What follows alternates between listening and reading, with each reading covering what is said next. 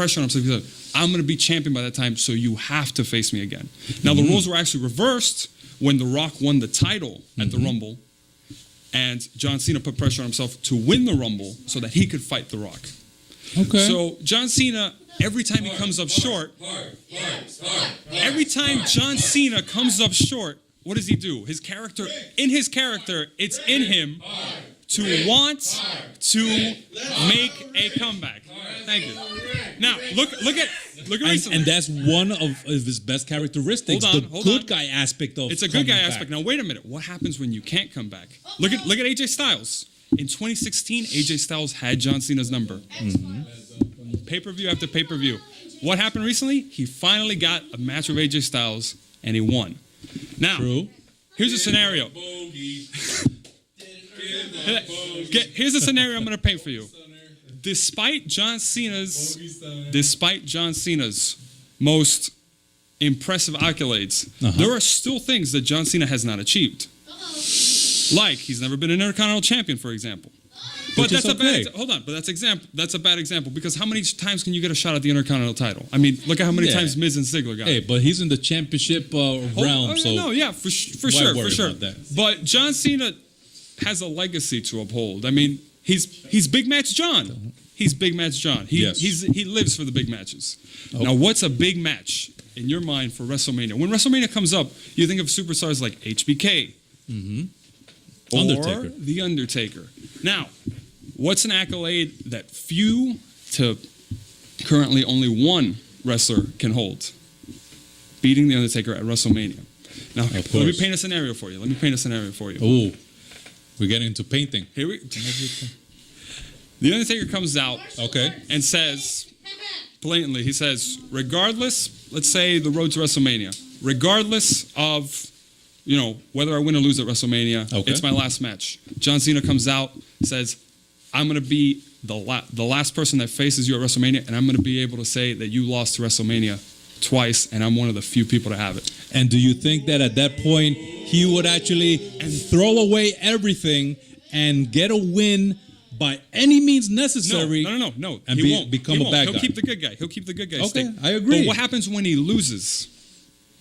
And he can't get a second shot at it. He'll go and recoup. And come back. Yeah, he'll go and recoup. That's the thing. So many times John Cena's been embarrassed, and he shakes it off, and he gets a comeback some other way. So you're saying that he's going to hit a limit. When John Cena lost to Brock Lesnar in embarrassing fashion at SummerSlam, what happened?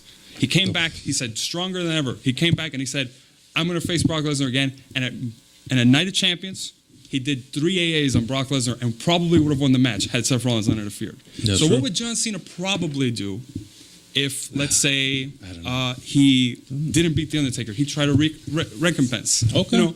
Let's win the Universal title for the first time. Let's break Ric Flair's record.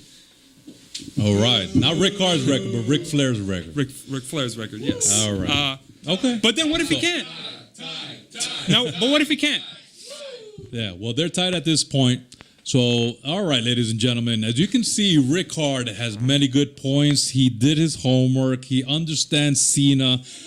Now, I'm still not totally convinced, that he would go to the dark side, but, Ric Hard does feel that he is going to be, at some point, meeting his threshold and could be turning. All right, guys, so thank you very much, Ric Hard. This was very interesting. You guys have just seen the end of the Few at War. So I just want to give a few little shout-outs before we go ahead and come off the line. So we're going to go ahead and give a few... Oh, my God, they moved the monitor on me. So, Soy Fabulous, Geo Master, we got Few, J Few, 24/7 Lou, Rhino in the house, Papa Few, Will Mascaras, The Nightmare, thank you so much. Big Al, Steffi, Sadie, C-Lo, George Cansado for helping us out. Vince Hannity has helped us out in last year, 2016. So, Craig Classic and Johnny Vander with Brain Busters and JB Cool with Few Wrestling.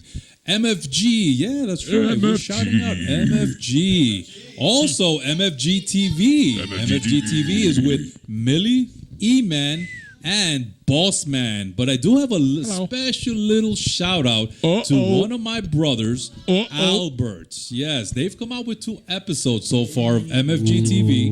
And And in each one, Albert has thrown a little shout out to me. And he basically said something along the lines, Bogey sucks. So, I'm going to go ahead and return the favor. Yeah, don't let him get with that, Bogey. Come on. And say, Albert sucks. Oh, but you said it twice. He said it. So I guess I got to even it up by saying Albert sucks again. Albert sucks. All right. But, brother, I really appreciate everything you guys are doing. So let's do this for the wrestling community of Miami. Now, there's another little shout out to Rick and Little CM Punk over at Reality Check. Keep on doing your thing, guys. Also, Florida Wrestling, Platinum Pro Wrestling, and of course, one last little shout out to Rusty Brooks for everything that you've contributed to Florida area wrestling.